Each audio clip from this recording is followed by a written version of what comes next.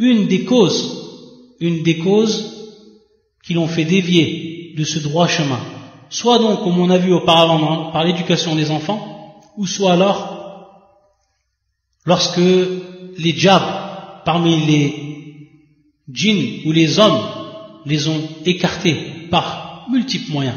Ils les ont donc écartés de cette religion. Ça donc, c'est pour la deuxième catégorie de personnes. Et pour la troisième catégorie également, il en existe beaucoup malheureusement, c'est-à-dire des musulmans qui sont éloignés de leur religion. Des musulmans qui, beaucoup parmi eux, sont musulmans que par le nom et qui sont totalement ignorants de leur religion. Mais dont Allah, subhanahu wa ta'ala, de par sa miséricorde et sa grâce, fait que beaucoup d'entre eux reviennent à leur religion et qu'ils se repentent et qu'ils font un repentir sincère et qu'ils désirent donc apprendre leur religion et ce qu'ils ont ignoré durant toutes ces années. Donc ils sont également visés et concernés par cette série. Et un point qu'il faut éclairer pour beaucoup de personnes, c'est lorsqu'on parle de ce nom, Allah. Lorsqu'on parle de ce nom, Allah. Allah, chez les musulmans, bien entendu, c'est le Créateur. C'est celui qui mérite seul l'adoration. C'est donc la divinité unique. Et Allah, au niveau donc de la langue arabe, c'est un terme qui à la base était pris du terme ilah, c'est-à-dire divinité. Elle, et qui est ici bien entendu pour définir, donc cette particule, elle, pour définir en arabe un être ou pour définir un objet de façon générale, donc ici on revient à la langue arabe, elle, ici, précédait le terme ilah. Ilah qui veut dire donc en arabe la divinité, c'est-à-dire al-ma'boud, celui qui mérite seul l'adoration. Et lorsqu'il y a bien entendu, au niveau de ce terme, il y a eu la jonction qui a été faite, alors c'est devenu al-ilah et c'est donc devenu Allah. C'est donc devenu Allah. C'est pour ça que Allah, c'est le nom propre de la divinité. C'est le nom propre de celui seul qui mérite seul l'adoration. Allah, et qui en réalité au niveau de la langue arabe veut dire donc al-ma'boud. Al-ma'boud, celui donc seul qui mérite l'adoration. Et on sait que dans le Coran, le nom propre d'Allah, Allah, il vient toujours, ou il précède toujours tous les autres noms d'Allah qu'il possède. Et on sait qu'Allah, il possède beaucoup de noms dans le Coran, que ce soit le Khaliq, le Créateur, que ce soit le Mudabbir, celui donc qui gère l'univers, que ce soit Al-Alim, celui donc qui a science de tout, que ce soit Al-Qadir, l'omnipotent, etc. Tous les noms qu'Allah Azzawajal, il possède, on sait que Allah, ce nom, le nom propre d'Allah, il précède donc toujours les autres noms.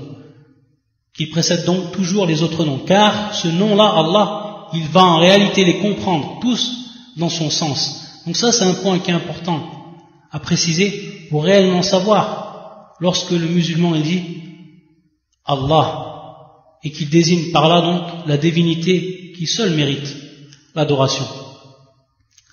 Ici un point également qui est plus qu'important lorsqu'on a parlé donc de l'islam et lorsqu'on a parlé que l'islam était en réalité la nature initiale de chaque personne. Et donc par conséquent, cela va impliquer que l'islam, elle n'est pas venue uniquement pour les Arabes, comme beaucoup de gens essayent de nous faire croire, ou essayent de faire croire aux autres que l'islam, elle est venue uniquement pour les Arabes. Et on va tout simplement répondre à cette ambiguïté par les sources mêmes de l'islam. Et lorsqu'on dit bien entendu les sources, on a dit auparavant que cela revenait au Coran et donc à la Sunna. Pour ce qui est du Coran, un des versets qu'Allah a fait descendre sur son prophète et qui est le suivant: Qul ya ayyuhan nasu inni rasulullahi ilaykum jami'a. Donc Allah il dit à son prophète de dire aux gens Qul ya ayyuhan nas, c'est-à-dire dit ô les gens, donc tous les gens. Ici le terme an-nas dans le Coran, ça veut dire tous les gens sans exception. sans exception, qu'ils soient arabes, qu'ils soient noirs, qu'ils soient blancs, qu'ils soient noirs, qu'ils vivent en Occident, qu'ils vivent en Orient, tous les hommes sans exception. Qul ya ayyuhan nas, inni rasulullah ilaykum jami'a.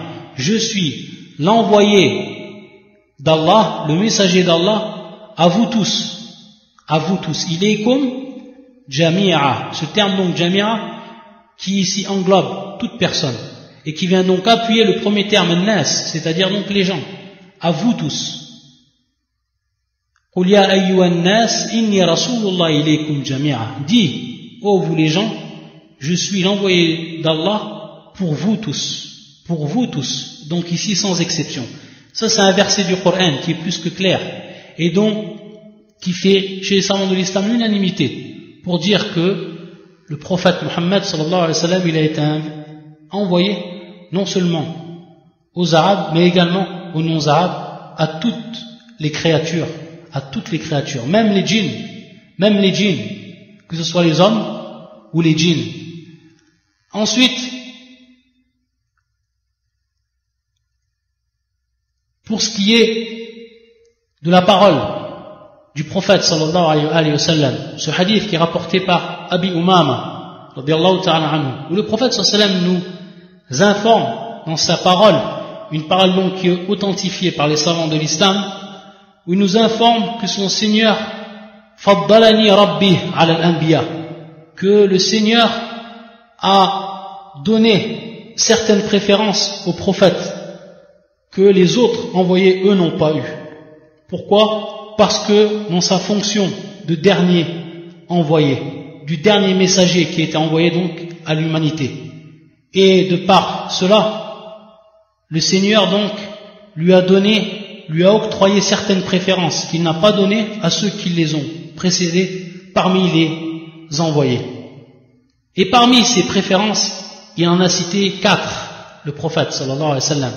Et parmi ces préférences, la parole donc du prophète, ursiltu ila nasi kaffatan, c'est-à-dire j'ai été envoyé aux gens tous, à tous les gens, c'est-à-dire aux gens de façon générale, sans exception, à tous les gens. C'est ce terme qu'on traduit de l'arabe kaffatan, c'est-à-dire à tous les gens, sans exception. Ursiltu ila nasi kaffatan. Donc à partir de là, cette parole du prophète, elle est plus que claire, qui nous informe qu'il est envoyé à tout le monde, sans exception, que ce soit les arabes ou les non-arabes. Et on sait que les prophètes d'avant lui, ils étaient envoyés à leur peuple, comme Moïse a été envoyé à Bani Israël, etc. Alors que le prophète sallallahu alayhi wa sallam, lui, et c'était une préférence qui était donnée au sceau des prophètes, au dernier des prophètes, il était envoyé à tous les gens, sans exception. Et également le waqi', c'est-à-dire ce que l'on peut voir, ce que chaque personne peut témoigner à travers le monde, c'est qu'on trouve des musulmans en Asie, soit en Indonésie, en Malaisie, etc. On trouve des musulmans en Europe, que ce soit en Albanie, en Bosnie, etc. Ou dans le monde entier, des races, de toutes les races qui puissent exister, on trouve parmi eux donc les musulmans.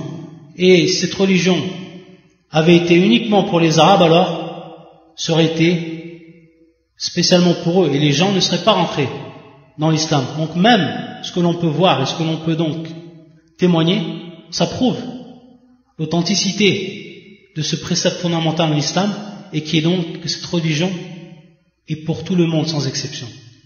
Lorsqu'on sait donc que l'islam, c'est tout simplement en pleine conformité et harmonie avec la saine nature de l'homme, lorsque l'homme, il reste sur cette saine nature, c'est-à-dire qu'il sait au fond de lui et au fond de son cœur qu'on voue